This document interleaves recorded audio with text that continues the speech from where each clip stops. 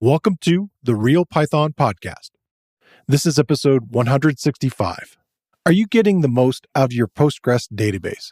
What features could you leverage to improve your Python project? This week on the show, Craig Kerstiens from Crunchy Data is here to discuss getting the most out of Postgres. Craig shares his years of PostgreSQL expertise with advice on getting more from the platform. We talk about rich data types for describing ranges, geospatial data, and JSON. Craig shares tools for accessing performance statistics from the command line and how to optimize your terminal settings for SQL searches. He discusses Postgres extensions for customizing the database to your needs. Craig also provides multiple resources for learning more and an online tool for practicing within a playground environment. All right, let's get started.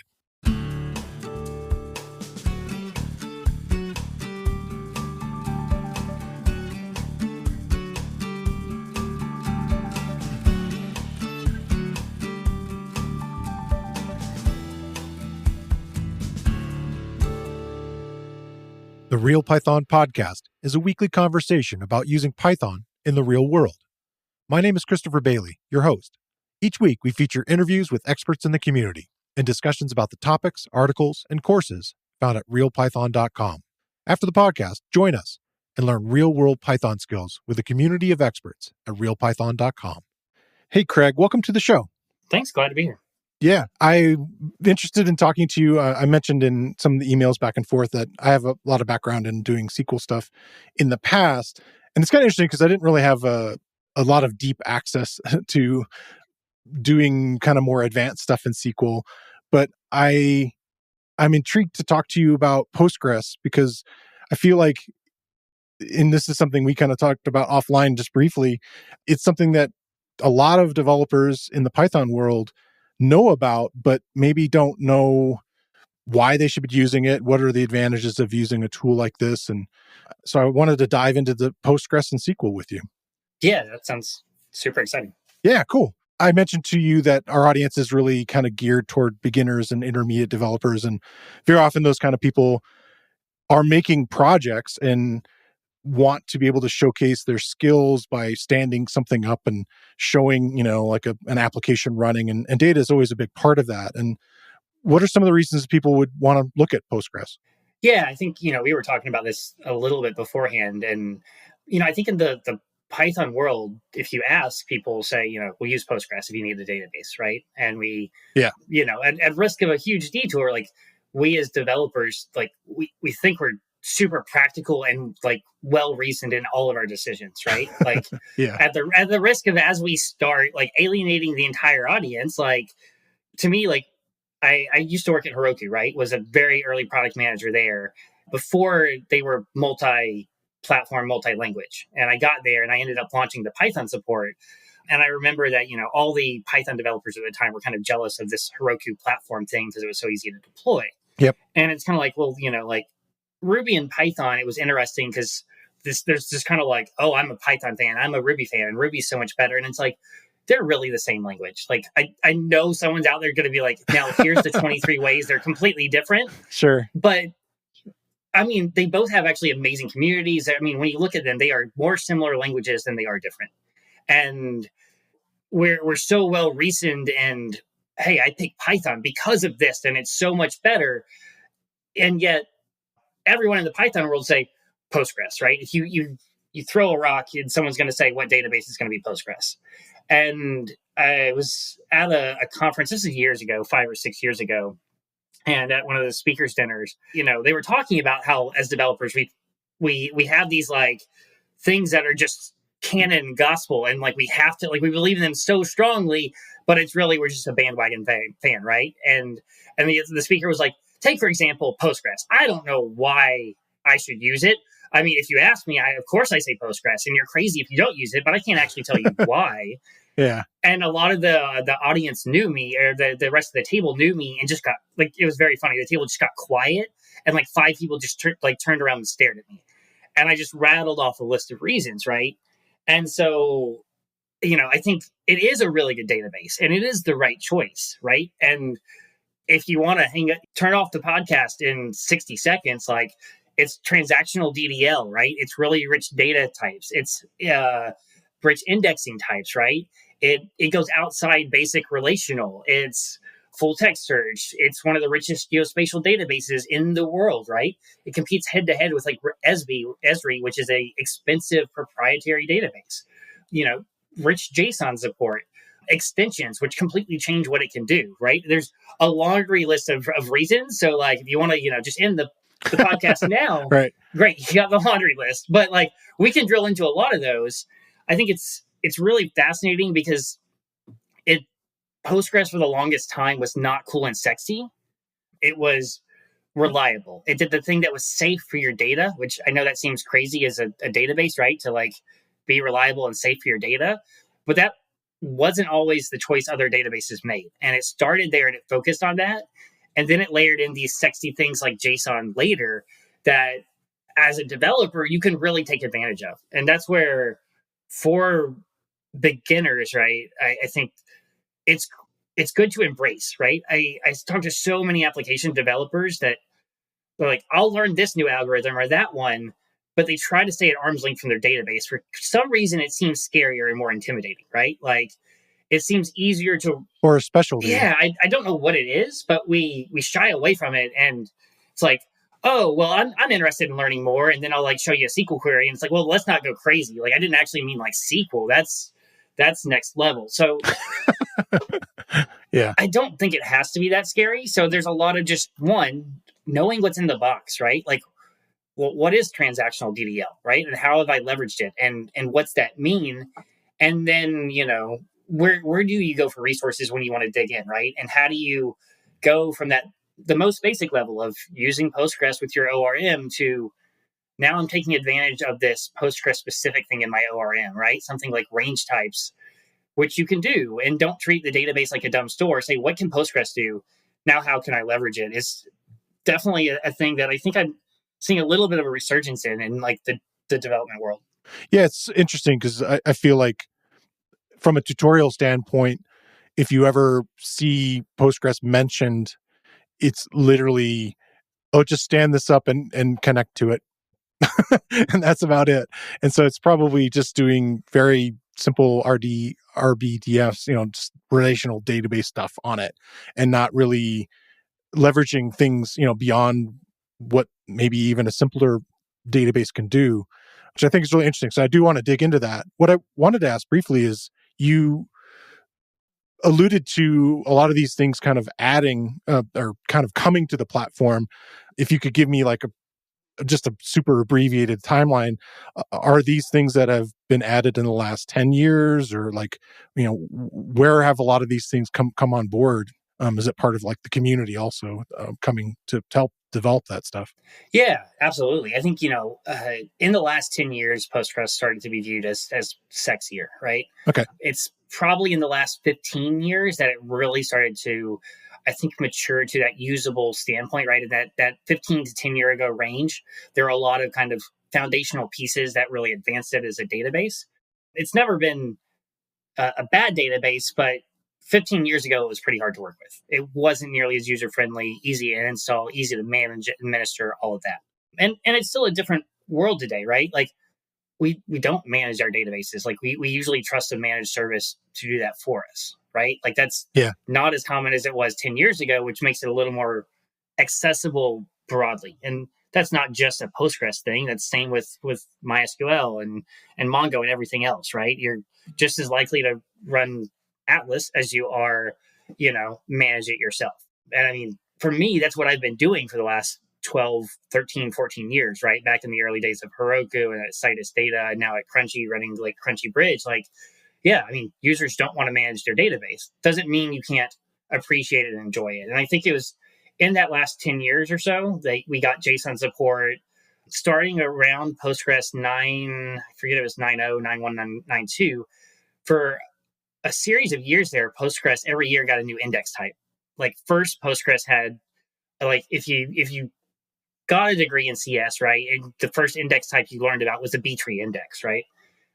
And if not, you can go look up what a B-tree is, kind of like the foundational index that every database gets. Then Postgres added in like a gen index, which is a generalized inverted index. Really, really useful when you have like multiple values in a single column. So if you think about like arrays or like JSON, right? Right. Really, really useful index for that type of data. Then it got gist indexes, which is a generalized search tree, useful for like shapes and full text search type things, where you have like values that can kind of span not within the same column, but different rows, right? If you think about like, well, is a point inside this shape or this shape? Well, it can be inside both of these rows because it's a point inside a shape, right? Then it got, let's see, space partition gist and Brin indexes. So kind of crazy that it's like, wait, here's a whole new index type just showing up in Postgres each year, right? So really over the last 10 years, it's gotten really rich, which is in terms of feature sets, kind of that. Is it okay to call a database sexy? Like, I don't know that databases can be sexy, but that theme, right? It's like, oh, actually, yeah, now Postgres is cool and sexy, really in that last 10-year time frame. Yeah. Okay. So yeah, it sounds like a lot of kind of core development happening there, and not sort of standing still, from that standpoint. One of the things you mentioned that I'm kind of intrigued by is this idea of, you mentioned the different types of indexes, but one of the key elements that going through the documentation is seeing we have all these unique types of data types, and I didn't get a chance to kind of dig through them, but like, what would be examples of those that would be advantageous to like a Python developer? Why going beyond sort of simple data types that they might know? Yeah, so I think man, like that's like the perfect softball. I'm so excited about. Like, I'm excited to talk about data types. Like, what? Who? My. I am too. I feel like we talk about them often on the show and in other ways, because it's all about communicating back and forth between these systems, and typing is something that is kind of hard for a lot of Python developers. They really like the dynamic part of Python, but it's like when you talk about storing things and putting things away, it's kind of critical to have types. So yeah, absolutely. And it's I'll get it out now so that I'm, my partner and I have a date night tonight, so that I'm not sitting there talking about types then. Yeah, so like let me find like just one or two examples, right? Like range types in Postgres are a type that is a from and a to. And so why would you store that as a range type in a database? If you think about like you're doing a college scheduling application, right? Well, yeah, you could build all this logic in Python to say, well, make sure I'm not enrolled in two classes that overlap time-wise, right? Or what if we put a constraint on the data that says we can only have 30 students in this class at this time, right? Range types are enforced at the database level. So you could have them, a start and a finish, and you can have like database constraints that enforce that. And so it's been a while since I've been in college, but I totally remember like you would be there at, 2 p.m. when your slot to open because you have this many credits open because you don't want the 8 a.m. class on Friday, right? Like you want like if possible. Yeah. And so you got 25 people or 2,000 people trying to sign up for this one class, and it's boom, boom, boom, right? And which request gets into the database, and so how do you've only got 30 seats. How do you actually enforce that at a database level? And at high volume systems like that matters, right? And the fact that you have a data type in Postgres that is this range type, which it can be from, time, or it can be like numbers. It's a range of from and to, all stored within one. It's not two different columns, right? Yeah. It's not two different, records on your model. It's one data type that you can have the database constraints that match it. And now what I really love, right, is how the Python world has started to embrace this. It was probably, I think it was like 10 years ago, kind of like you look at Django and Django's like, nope, we have like 5 types and they're the same across databases. But now, SQL Alchemy like really was good at this early on of like, all right, I'm going to have this specific thing for this specific database driver. Django came a little bit later, but definitely does it now, where it's like, oh, now we've got range types, and now we've got a JSON type, and now we've got this type because it exists in Postgres, and we really want to leverage it. Nice. Range types are one of those ones that doesn't get as much attention. JSON is the one that gets quite a bit of attention. Like JSON in Postgres is not a surprise. It's awesome. There's 2 types. It's kind of funny. There's a JSON type that came back in, I think it was Postgres 9.2. It's either 9.2 or 9.4, and then 9.4 or 9.6. But I think it was 9.2 that we got JSON. And we made a lot of noise about it. We marketed it like, look, Postgres is now a NoSQL database, right? Because it was the heyday of Mongo. Sure. We kind of cheated. It was like we validated that it was JSON and then we threw it in the text field under the covers. Like, wasn't real JSON. There was no compression of it.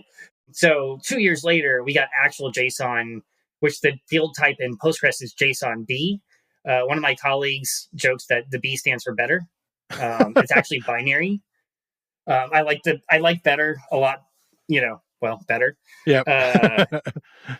But it's like a binary representation of JSON on disk. And as I mentioned a little bit ago, with gen indexes, now you can index on like every key and value. You add one index, and now that's like a fully indexed JSON document inside this boring old relational database with columns and rows, right? So I tend to these days think of Postgres as more and more of a platform, but like range types, JSON B, probably for most of you out there listening, you're not sitting there writing raw SQL and raw migrations, right? You're like, all right, this is what my ORM gave me.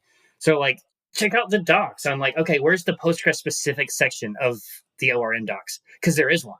Like in SQL Alchemy and Django, like you're using Postgres, go look at this cool thing that's probably there under the Postgres section of the docs. To take advantage of it. That's so wild to me too, like coming from, I don't know, I worked in a couple different banks, and one of the banks I was working with, it was like more mortgage data. And I got real used to the, tying all this data together and learning how to do that between all these separate tables. So the idea of like having this like big blob of JSON stuff just like in a single field is like kind of wild to me. But that is kind of that newer style of database storage, right? And I kind of try to think of like implementations of that.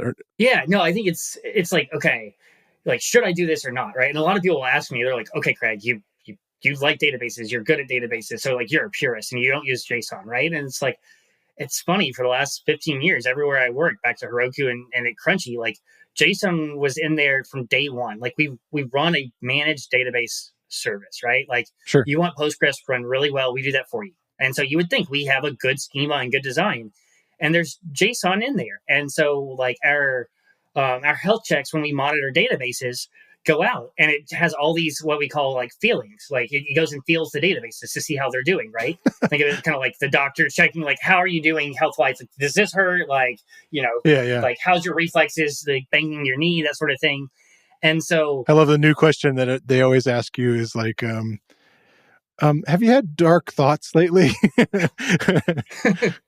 Yeah, so it's like we're asking all that of this server, right? Right. And we're pulling it back in JSON because like there's different sets of feelings and types, right? And we don't want to have to go and like create a new table for every type of feeling we're gonna do. It's just like, oh, is it this type? Yeah, great. And then we want to, there's certain things that always exist, right? Like a server ID and the timestamp of when we, when the checkup was, and the customer ID of it. Like, sure, those are like separate columns. But this stuff that's like high moving, high changing, we may remove some of it, or we may add some of it, right? It's right there in a JSON column for us, and it works really, really well. And I think not being too dogmatic on, oh, it has to work this way or that way, like it makes a lot of sense.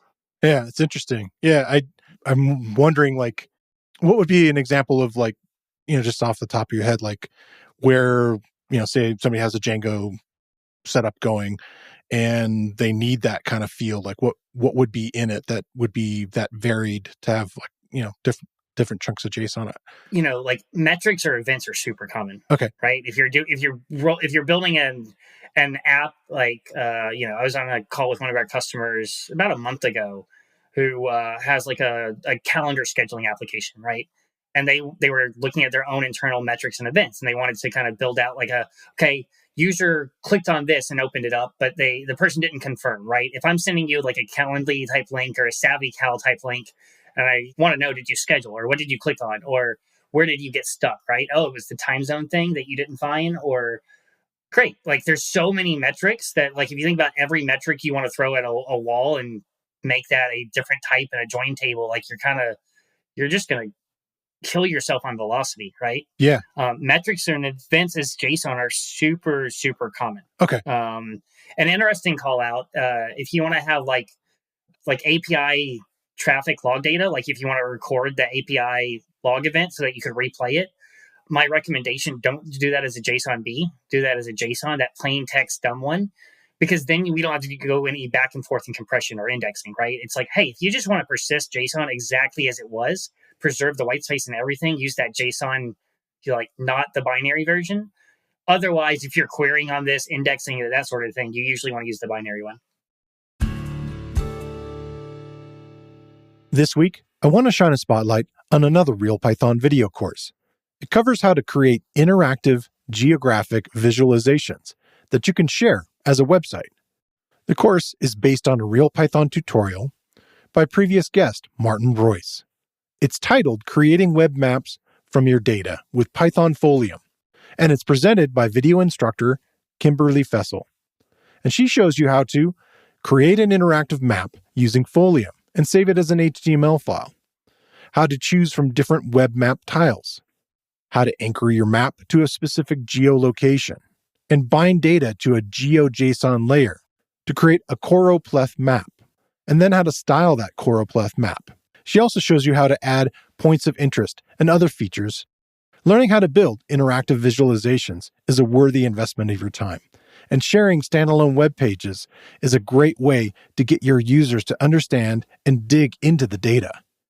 And like most of the video courses on Real Python, this course is broken into easily consumable sections. Each lesson has a transcript, including closed captions. And you'll have access to code samples for the techniques shown, in this case, a complete interactive Jupyter notebook. Check out the video course. You can find a link in the show notes, or you can find it using the search tool on realpython.com. One of the other things that was mentioned is GIS being used in the platform. What are some of the things happening there? Yeah, so it's interesting. I don't know that world as deeply. Like, one of my colleagues is like the primary contributor and maintainer of PostGIS, and I think I can make the statement it's the world's most advanced open source geospatial database. I think toe-to-toe, like PostGIS goes toe-to-toe with Oracle and even in some cases Esri in terms of geospatial. Now, so Postgres has this notion of extensions, and it's kind of what it sounds like. You can extend Postgres, right? And it was built this way really back from the early days. So a little bit of history. Postgres, its name means post ingress. And so ingress is one of the oldest, earliest relational databases that exist. Okay. And there are kind of two lineages of databases that exist. There's the ingress tree, and I'm blanking on the other tree right now at the moment. But like SQL Server, Oracle, each come from these same trees, right? And so does Postgres. And Postgres' name means post ingress, which came out of UC Berkeley.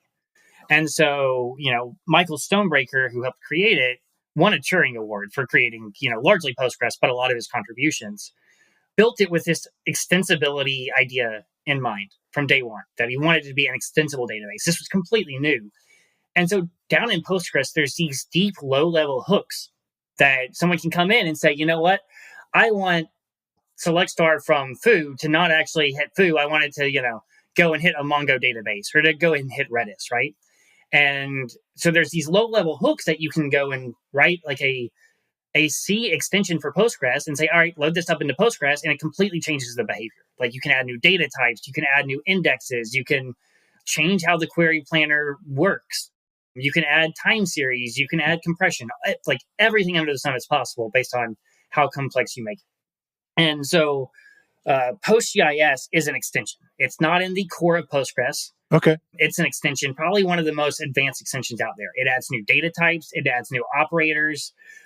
It basically transforms it into this whole world of geospatial stuff. Yeah, okay. And now I think what's fascinating is, like, in the Django world, like GeoDjango is really great and exciting and kind of moves at this parallel pace. If you talk to a lot of the core Django developers, they're like, yeah, GeoDjango is cool, but it kind of does its own thing. And it's the same with they talk and they interact, but like the GeoDjango developers aren't like, oh yeah, I work on core Django all the time and this and that. They kind of work on GeoDjango. And PostGIS is interesting because it has this like parallel path of people that know each other and hang out, but they're kind of parallel, like related, but not the exact same thing by the exact same people. So if you're doing anything geospatial, like, take a look. even without PostGIS, there's basic geospatial stuff of like points and like Earth distance. Earth distance is another extension. That's not the full PostGIS, Okay. but really basic kind of computing distance between 2 points within Postgres. So extensions seem to be like one of the unique things that you're also kind of mentioning is like, people can kind of leverage. What's the process like to add an extension? I mean, not create it, but like if you want to add it to the database that you've stood up. Yeah, so it kind of depends, right? If you're running the database, so there's a few layers of extensions. I'll try to make it as clear as possible because it's a little multifaceted. Okay. So Postgres ships with a number of extensions in a like contrib, right? Kind of think of it as like, I don't know, it's kind of like the standard library. Like you don't have to use it, but it's there, right? Okay. And so to enable it, you just run create extension. PG stat statements is one that's super useful. Like hands down, most singly useful extension ever for Postgres. If you're not familiar with it, you should take a look at it. If you don't have it turned on in your database, you're running Postgres, you should enable it. It basically like records every query that runs against your database and more or less like parameterizes it. Like if I run a select star from users where email equals, Craig, right? Yeah. Or where user equals Chris, it's going to replace that where equals whatever with a where equals question mark and say, well, you've run this like looking for a user email twice, right? And on average, it took this many seconds. And on the max, it took this many seconds. And it read this many blocks from memory and it dirtied this many pages and all that sort of stuff, which, in a production application in 6 months, when it's like, hey, where's my database spending all this time? What are my horribly performing queries? Well, this one query has been executed 1,000,000 times. And on average, it takes 100 milliseconds. And as someone that, knows Postgres, it's like, well, 100 milliseconds is for a quick lookup. It's kind of high. I don't have an index there. Maybe I should. And now I can go and bring that 100 milliseconds down to 1 millisecond. And now that's fine for one query, but I've run this 1,000,000 times. Now I just basically gave, how much time back to my database in aggregate, right? So immensely useful for performance debugging and tuning of your Postgres database. Like, don't have it enabled. Just go and take a look at PG stat statements and enable it. It's in the contrib, and so like all you have to do to enable it is create extension PG stat statements. Okay, and then that's something that that it reports to you as a stats. Like how are you deciding to make these indexes? So it's then recording all these stats into this catalog table that you can go and query. Okay, and if you go and look at, you can Google kind of PG stat statements or understanding PG stat statements or understanding Postgres performance. You search for understanding Postgres performance, you probably wind up on a blog post I wrote at some point. Yeah. Maybe one from 10 years ago, maybe one from 2 years ago that kind of walks through step by step of that, right? Okay. But basically, that's then sitting inside your database right alongside the rest of your data that you can go query. And, for the day that you need it, it's really useful. Yeah. It's like, performance data, just... And so Postgres has, I want to say it's like 17 or 20 contrib extensions that are just there for you.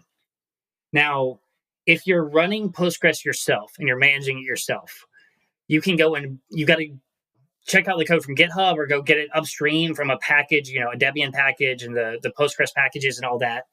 And you can apt-get install, yum install the extension, and then go create extension, right? You got to put it in the right place if you're running and managing it yourself. If you're on a managed service provider, right, like a Crunchy Bridge, like an RDS, like an Azure, you're generally limited to whatever that service provider has available. We're doing some interesting exploration where on Crunchy you could maybe bring your own extension. I'm a huge fan of extensions, so whatever I can do to support more of them in the world.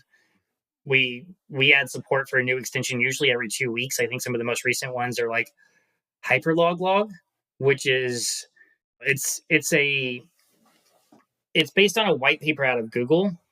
I think if you read what it is, it's like K minimum value combined with like stochastic harmonic averaging. Like I've read the paper and I'm like, I'm cool. I'm glad I'm not in academia for algorithms because I couldn't keep up. Right. But it's like probabilistic uniques. It's like insert this unique viewer by IP in here, and it compresses it down into like a single record. And so you could say like Wednesday had 150 uniques and Thursday had 175 uniques. But then you could join Wednesday and Thursday and learn that you had 205 uniques. And it's like, well, that doesn't work by adding 150 and 175 and dividing. Like, how does that work? Really crazy and awesome, like math under the covers. The really useful practical application of that is if you're doing, like, think about building like a Google Analytics site. Yeah. Right. Where uniques is close enough. It's like 99% accurate, but Google Analytics is not running a select count star to get exact uniques across those days for you, right? It's doing these advanced sampling algorithms. So, and then, if your service provider supports it, then the process is create extension hyperlog log or whichever. Okay. So like, that's just something you just got to check to see if they provide a certain subset of these extensions, and some of the service providers are going to provide more of them or less of them depending on, as they get pushed out. Exactly. And if they don't support it, go ask your service provider, right? Or go check around at service providers. I mean, the most recent one that made a bunch of waves was PG Vector, which is like a vector store inside Postgres. And I was shocked that I think all the major cloud providers, support it. Like we supported it really quickly. And then even Amazon and Microsoft have come along and now support it, which usually they're a good bit slower and move on a slower cadence. But PG Vector has definitely made some waves that a lot of the community is pretty excited about it. Nice.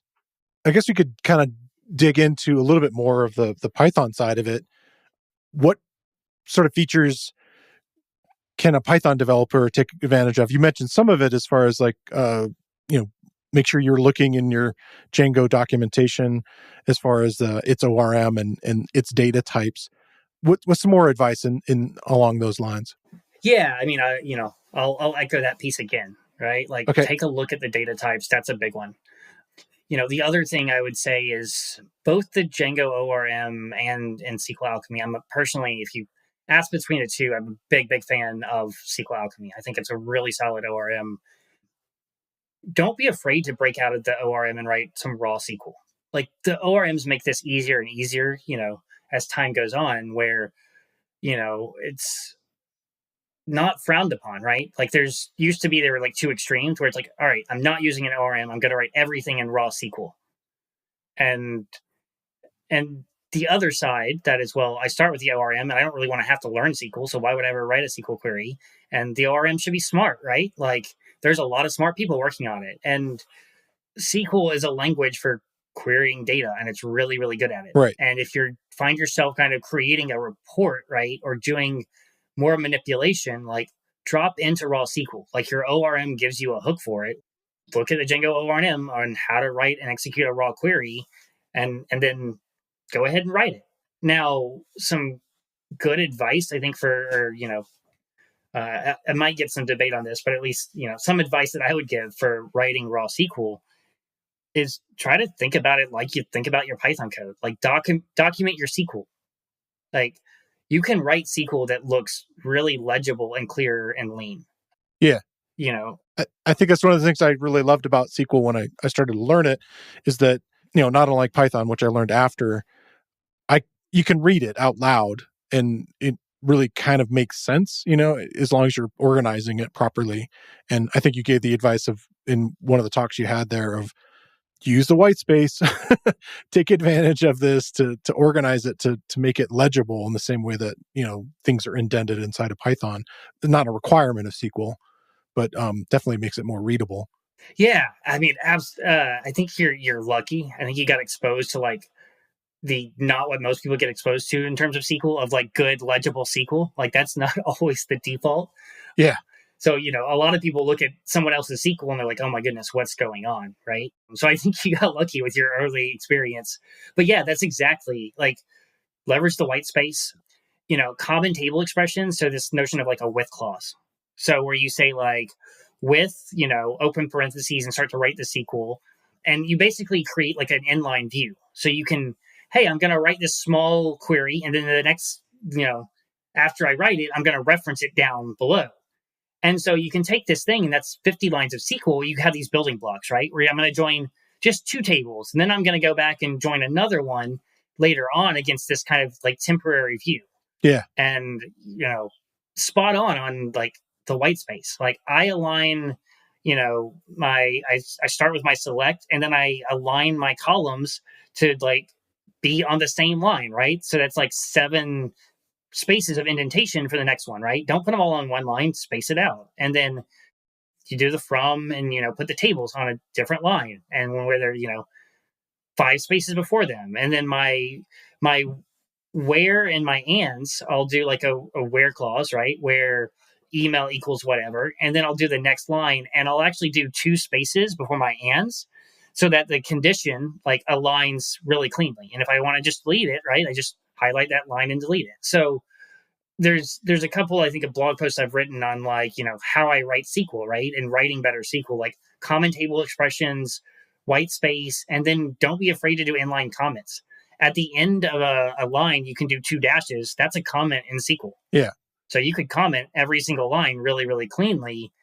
If you start to write SQL and think about it the same way you write Python code, when someone comes to it, they have a completely different appreciation for it of like, whoa, I've never seen SQL this way. I think that's pretty uncommon that people actually do a good job of documenting SQL and clean formatting of it. Yeah. The idea very often in Python as you're exploring and learning and, even just kind of creating something is the idea of, hey, maybe I comment out this line. And it's kind of a similar thing that you can do if you format it properly in SQL. Also, you could actually comment out, this little section and say, well, what if without this parameter? So I think that's really great advice. I also I didn't use this very much, but I could totally appreciate it when you were saying it, the idea of creating these expressions beforehand to like kind of have reusable chunks of queries, if you will, later on. Or at least it maybe, if you've named them properly, they make sense. Like, you've set up a query that's grabbing all of these employees based upon some kind of parameter, and you can say this set of employees then later on in your later queries, which I think is really nice. Yeah, I mean, some of the true, Postgres DBA purists and experts will say, well, that's an optimization boundary. It's not going to be the most performant thing. And, at a time that was true, it's becoming less true. But I mean, to me, kind of, when I'm writing this big old report that's going to run for a minute anyway, right? That's got right. 5 different tables and aggregations, and like readability and the ability to understand it is way more important than shaving, 5 milliseconds off this query is going to take 1 second, right? Sure. Yeah, that premature optimization versus like understanding can be kind of crucial. Yeah, absolutely. Understanding and getting it right. Like I think that's like, oh, you think it's doing this, but you missed some step because you're trying to be complicated. So I think it's the like understanding it is spot on. Yeah. You were showing off some tools. Again, this is kind of us moving away from Python again, but I think that's okay because so much of, if you're going to be working with data and working with a database, sometimes taking the Python out of the equation and just looking at the database, it's kind of nice to be able to just go in and just do like, for me, again, I have the background of doing some SQL stuff, but it can be really kind of handy to like, what is actually stored there. And you were showing off some tools, and I think PSQL is one of the main ones that you were using. Yeah. And I don't think it's so much going away from the Python. I think it's, if you're not too scared of the tools, right, and like embrace it a little bit, then you have this open mind and it's not so scary, right? And so pSQL is like the CLI editor that comes with Postgres, like the command line interface that you can just pSQL and connect to your database. Okay. And the biggest thing that I do to make it more usable, so most developers, like we're in a terminal window at some point, right? Like, do you have a bash like profile, or like what's your personal shell? I'm using ZSH right now on a Mac. Okay. Did you like go crazy with your like GSHRC, or did you just use OMG GSH? I kind of have kept most things really vanilla because I do so many tutorials where I want it to look not super customized, where that becomes the whole questions and comments. So, but sure, I know like, oh, my posh and all these other kind of crazy things are like, it becomes like really interesting. But yeah, please keep going on that. Okay, cool. So yeah, like my bad, you're the exception, right? But like a lot of people like cool. If you're on ZSH, it's like, oh, well, what's in your ZSHRC, right? Like, how have you customized it? And you see something that someone else has done that's cool, like, oh, I want that. And like pSQL by itself is, it's a fine editor, but the biggest thing I can recommend is setting up like a pSQL RC that is same as like a ZSH RC or a Bash RC, where it customizes what you have. And so like by default, you can do like \timing, and that shows how long every query you run in the editor took to run, right? Like, Okay. oh, was that 1 second or 100 milliseconds? \x auto formats the output of the query based on the width of your screen. So if you have like a really like 10 columns, right, that would kind of weirdly wrap, what it's going to do is put the column on the left and the content on the right. Okay. And so one record is going to be vertical, like really readable based on the width of the query. It's not going to be like, oh, it's always this way. It's like, this is based on the columns and how many columns we can output in the width of your terminal. Really like nice auto formatting right out of the box. Yeah. I think of like Pretty Print in a way, kind of what it was showing. Yeah. Exactly. Yeah. If you set up your default like environment variable editor, if you do \E, it'll open up that editor. So like a lot of default is like Vim, right? Or VI by default if you don't customize anything in a terminal window. But you could set it up to be like VS Code or like Sublime Text or whatever. And that'll actually open up the last query you edited there in your default editor. Nice. And so you edit it like in VS Code, save it, close it. It'll auto run that query back in that command line editor that you're in. So pop open VS Code, save the query, close it, and it automatically runs it. So it's like, wait, I don't have to edit SQL in this like CLI weird interface. Like, no, but you can kind of go back and forth really seamlessly. So I'd encourage, hey, if you want that good experience, spend just a couple minutes with pSQL. Look at setting up a pSQL RC. Go and do what everyone does for their CSH shell. Just steal someone else's, right? Like search on GitHub, search for a blog post, and oh, I like this piece, I like that piece. You can, if you find, as a Python developer, you're like, man, I like this database thing, and I want to do more of it, and I want to spend more time, and I like being my company's expert on like Postgres performance, and we've got 23 Postgres databases. You can save queries via a name in your pSQL RC, and like, oh, what's the cache hit? Or like we talked about PG stat statements. Like there's a couple of ways to query it. Well, you don't need to write that query fresh every time. You can actually save that in your pSQL RC and be like, PG stat performance, and that'll auto run this query that you created that is like your preferred view of it. So you have a YouTube video where you were kind of showing off some of the stuff and writing queries. I'll include a link to that. I think it was for PyCaribbean. It's a little while ago, so maybe some of the stuff might be out of date, but you're at least showing off some of those functionalities at the beginning and showing, I think, some of the pSQL RC stuff that you've done. Are there other resources? I can always include them in the show notes. Yeah, I can definitely. I'll pull up a few blog posts. I joke that I blog because I'm lazy, because it's, once I explain this once, it's how can I just, not explain it again, right? Sure. So it's, there's definitely a number of blog posts where it's, here's one view on it and here's another. So yeah, I can definitely provide like a number of blog posts, right? Like I think, we'll probably talk about this at the end, but like, hey, if this is interesting to you, like subscribe to Postgres Weekly, right? Like subscribe to the Crunchy Data newsletter. Like we try to push a lot of this on the blog, right? Where someone finds something interesting, it's like, oh, here's this cool small tidbit of how to write better SQL, right? And on the Crunchy blog, really focused actually not on like DBAs, but on app developers. So it's like, all right, you don't have to be scared of your database. You don't have to be an expert in like query optimization to come in and like learn a little bit about Postgres and appreciate it and get a little bit better at it.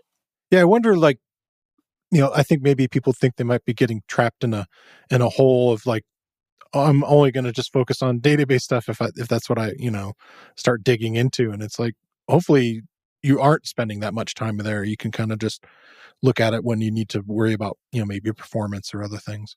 Yeah, I think that's really like, as someone who's worked with databases a lot of the day isn't dealing with databases, right? It's all the other things around it. And I think most applications don't need 100% kind of dedicated DBA, right? Like once especially, again, if you're outsourcing the backups and management and maintenance to like a managed service.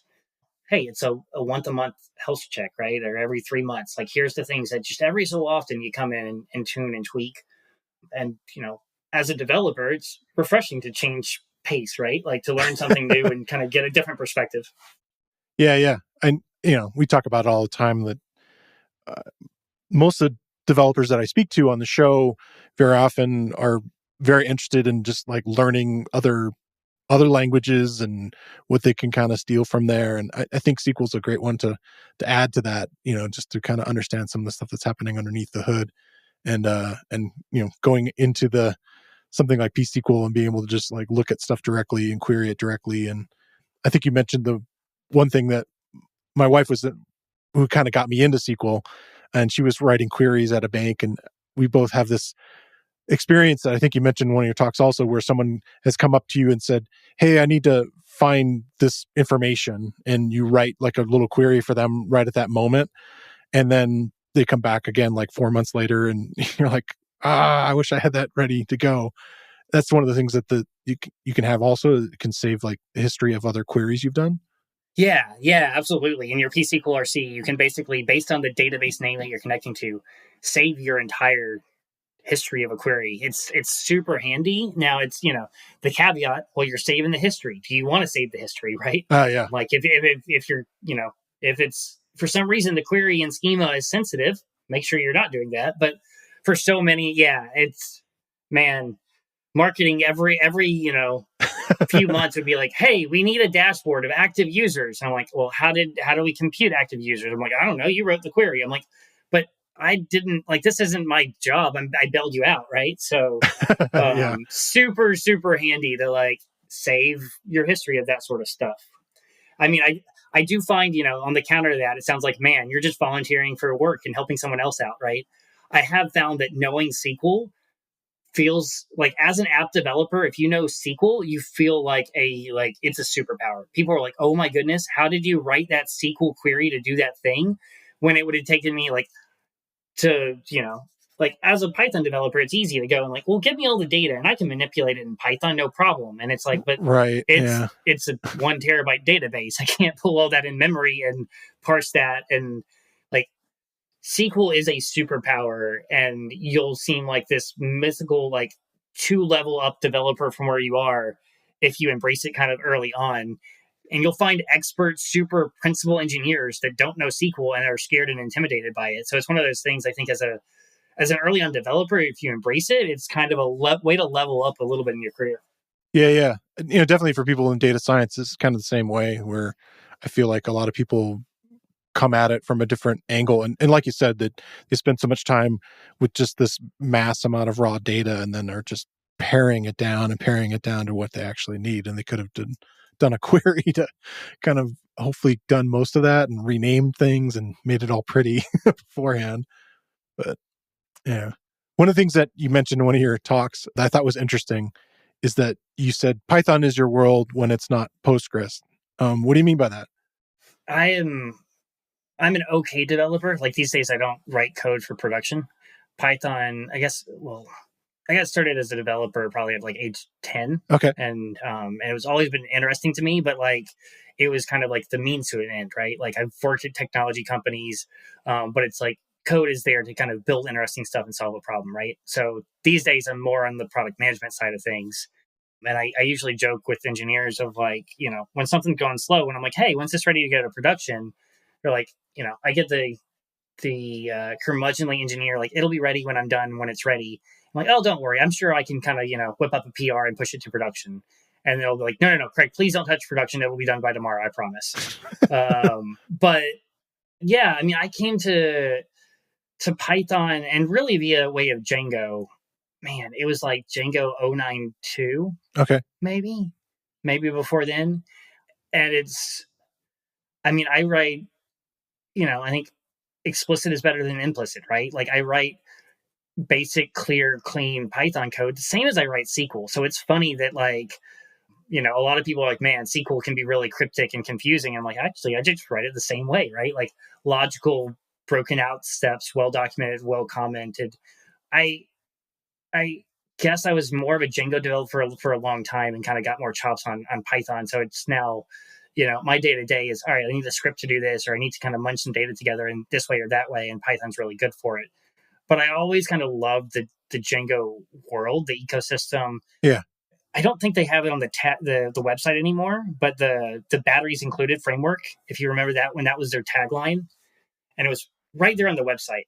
And I loved it because you didn't, session management, middleware, like an admin screen. Like what other frameworks ship with like an admin? Yeah. Like none that I know of, right? And you always need one. You always want it. And it's funny, to me, Postgres is the batteries included database. Like, yeah, it's got full text search, it's got geospatial. So for me, like I have always appreciated that approach and philosophy, and that's kind of what pulled me into the Python world. When I joined Heroku, I joined to actually launch their Python support. So like I've had friends for decades now in the Python world. It's a great community. It's a great ecosystem that has kept me around. I've got, friends in the Ruby world because of working at Heroku. They were so deep in that world. Yeah. But I've always just kind of appreciated the community, the thoughtfulness, and that design approach, of just kind of ideals within the Python world. So if someone wanted to, maybe we could talk about some resources for people to kind of learn a little more generally about Postgres or to play around with it. What kind of advice or resources do you have for that? Yeah, so I think I mentioned a few, right, that we can link to, things like Postgres Weekly, which is a weekly newsletter, the Crunchy Data blog where I work, I think is a great resource. One thing that we actually shipped at Crunchy Data, I have to think of when now, it may have been a year or so now. We actually took Postgres and embedded it in your web browser via WASM. And so cool. What we built was what we call the Postgres Playground, where you can live load up a website, and there's I'll have to check how many. I want to say there's about 30 guided tutorials now, where we'll load up data, a schema, and then side by side, it's here, partition this table, now insert this data, now do this. That it's not connected to a remote VM somewhere. It's literally running in your web browser. We've got a little bit of an Easter egg where you can basically pass in a question mark. I gotta check. I think it's data equals and then link to a SQL file, and it'll automatically load that up. So if you wanted to as a company create your own tutorials where it's oh, we're gonna load our company schema and dummy data for us to train someone on that, you can do that. So take a look at our Crunchy Data Postgres Playground. Okay. You want to go try something yeah, just checking. It's about 30 tutorials. We've got some of I think about 20 of the advent of code, if you've done that before, directly in SQL. So there's some crazy advents of codes done with SQL there that I don't know that I could pull off myself. One of our engineers pulled those off. Yeah. I mean, really, truly mind-blowing pieces. But then not to intimidate, there's the how do you use data types, right? And how do you, understand JSON? And I think almost everything we've talked about, right? Yeah. PostGIS, pSQL, actually, it has sample commands for pSQL, there on how to format the output or that's running, because it is pSQL that you're connected to right there in your web browser, connected to the database running in your web browser. So definitely check out our Postgres Playground if you want to level up your skills a little bit. And then, some of those newsletters and blogs are a great resource. Awesome. I like to ask everybody these kind of weekly questions. And the first one is, what's something that you're excited about in the world of Python? Personally, I think just events kind of, depending on your worldview, I don't know that the world's back to normal, but PyCon's feeling more and more normal. I guess we've had 2 of them now, and it's nice to get back out there and see folks, right? I live in the Bay Area, which is definitely a kind of a tech hub, right? But there's so many Python folks out here that I know, and we live far from each other, close to each other, but we don't see, we see each other at PyCon every year. That's when we, for whatever reason, we're every year we're yeah, we should get together more. We have 20 of us that live here in the Bay Area, and we should go and have drinks. And that sounds like a great idea. And it's all right, well, we'll see you next year at PyCon. It's just kind of what happens. So yeah, really excited for kind of and a lot of the regional ones too. I love some of the, Pi Tennessee's been an amazing conference, Pi Texas. I missed DjangoCon Europe last year. I'm really pulling that I make it to it this, like DjangoCon Europe. I absolutely love. So personally, for a lot of the events and the kind of people piece of it to kind of start to pick back up in the world. Yeah. It's been really fun kind of documenting that and talking to people and organizers for all the conferences kind of while they were being virtual and now them reopening back up and doing in-person stuff. It's been really fun to watch. And it's such a weird set of seasons that happen, this sort of conference season. So are there any ones that you're headed to this year? Figuring out my schedule a little bit, I think, we've got one person that's speaking, I think, at DjangoCon, and I think one person that's speaking at DjangoCon Europe. So I'm trying to make both of those. I doubt I make both. I'll probably be at one. I was at PyCon earlier in the year. I'll be at PyCon next year. I'm pretty sure. So that's kind of the current schedule. I don't know of any regional ones that I'm making it to right now, but I'll, we'll probably get off this podcast and hang up, and I'll probably, go search and see which ones I can maybe make that weren't in my schedule already. Yeah. So what's something that you want to learn next? This doesn't have to be about Python or programming, but just something you want to learn. Yeah, I don't know how much it's next. Like I, have kind of gotten into wok cooking lately. Like the Kenji book. It's like, man, there's a lot of ingredients and it seems intimidating, but like making your own like beef with broccoli, it's like, man, it's such a good leftover meal that I've definitely like leaned in of like to the wok cooking of stuff that I never thought I would actually do at home. Like, man, there's 23 ingredients for this thing. Or like, why would I make my own like tempura at home? And yeah, it's like actually leaning into it. It's not so intimidating. So I, it's kind of mid process, right? But I've definitely been kind of enjoying that a little, definitely more than I expected because it seemed intimidating, right? Yeah. What are you using? An electric wok, or are you using something over a stovetop, or? Over a stovetop, over a gas range. It's nothing fancy on the wok. It's like, I think, oh, cool. It's funny when I researched this, like there's fancy ones, but it's like actually, like basic $30-$40 ones and season them well. Yeah. And it's, the Kenji book, if you're at all interested in it, I think it's called Wok, but like, it's a really great cookbook for if you have any desire to get into that. And I definitely like love it because I can focus on it for the weekend. And then like, man, I've got like leftover pod see and like beef with broccoli and all the things that like reheat so well that I eat well during the week without a ton of work. Yeah. I think that's something that people neglect as we work from home, having good meals that can go through last a week or something. Yeah, one of the kind of funniest things about it is in his book, he even calls out like various types of chicken, like orange chicken or sesame chicken. He's like, so I didn't believe this, or my friend did this, or I forget whether it was him or his friend. And then he ended up trying it. I was like, actually, Popeye's chicken, just like chicken nuggets, like refried, like re-saute them and add the sauce, actually come out about as well as doing your own completely fried chicken from scratch, like good and crispy, just refry this already fried chicken, which is like, that feels like cheating, but it's totally, I like definitely like went to Popeye's, got the chicken nuggets, refried them, made the sauce, and it's like, yeah, I'm not going to make my own like chicken nuggets for like, sesame chicken or orange chicken. Yeah. That's so much more work that like on this one, I'm totally taking the shortcut every time. Yeah. Totally. Deep frying is a lot of ingredients that are not used. They're going to be, taken care of when you're done. So yeah, it makes sense. Yeah, exactly. How can people follow what you do online? Yeah, so I mean, I blog some on my personal blog at Kerstiens.com. I'm pretty much Craig Kerstiens everywhere. If you have questions, don't be shy. Email me. Like I truly like. I'm happy to have emails from random folks if you have a question or feedback or anything. I blog a lot on the Crunchy Data blog where I work and run product engineering. So like, definitely appreciate you subscribing to that newsletter and following there.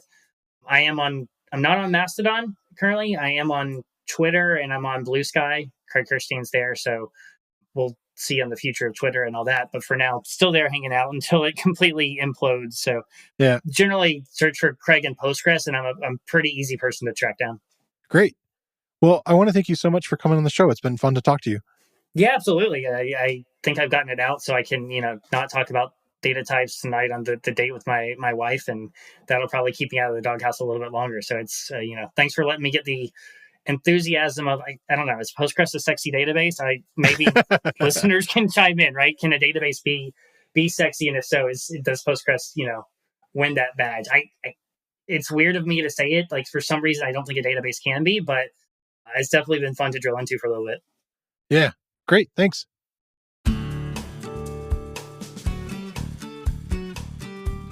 I want to thank Craig Kerstiens for coming on the show this week. And I want to thank you for listening to the Real Python podcast.